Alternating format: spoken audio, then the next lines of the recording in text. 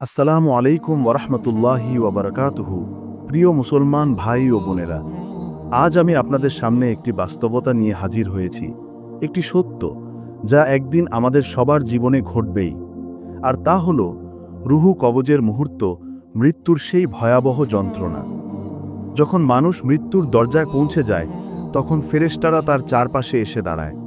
এই পৃথিবীর সমস্ত বন্ধন ছিঁড়ে যায় একে একে। প্রিয়জনরা পাশে কাঁদে, কিন্তু কেউ তাকে বাঁচাতে পারে না। ডাক্তার অসহায়, পরিবার নিস্তব্ধ, আর তখন শুরু হয় রূহ বের হওয়ার মুহূর্ত।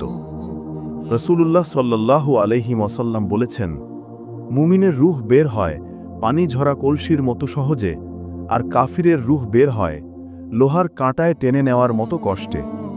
ভাবুন ভাই, কেমন হবে সেই যন্ত্রণা যখন রূহ বুকের ভেতর থেকে টেনে বের করা হবে, যেন প্রতিটি শিরা ছিঁড়ে যাচ্ছে, প্রতিটি কোষ আগুনে জ্বলছে। একজন মানুষ তখন নিজের জিহ্বা দিয়ে বলতে চায়, লা ইলাহা ইল্লাল্লাহ, কিন্তু মুখ আর চলে না। চোখ উল্টে যায়, ঠোঁট শুকিয়ে যায়, বুক ওঠানামা করে।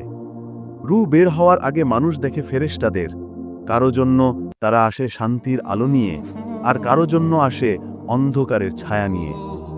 মুমিনের রূহ যখন বের হয়, তখন ফেরেশতারা বলে, হে শান্ত আত্মা, চলো তোমার রবের দিকে, যিনি তোমার প্রতি সন্তুষ্ট আর তুমিও সন্তুষ্ট।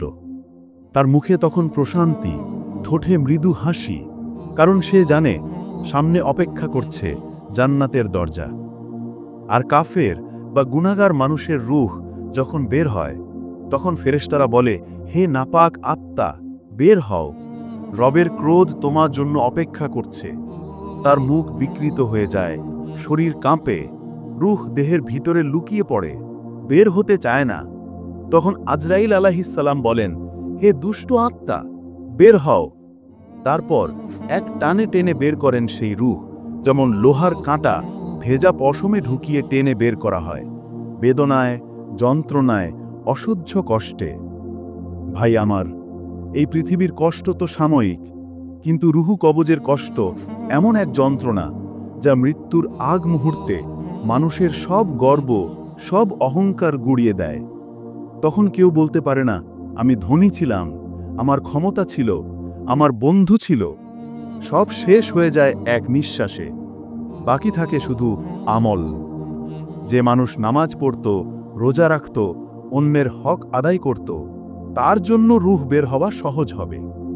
আর যে গুনাহে ডুবেছিল, নামাজ ছেড়ে দিত, মানুষকে কষ্ট দিত, তার রূহ বের হবে কষ্টের সাথে।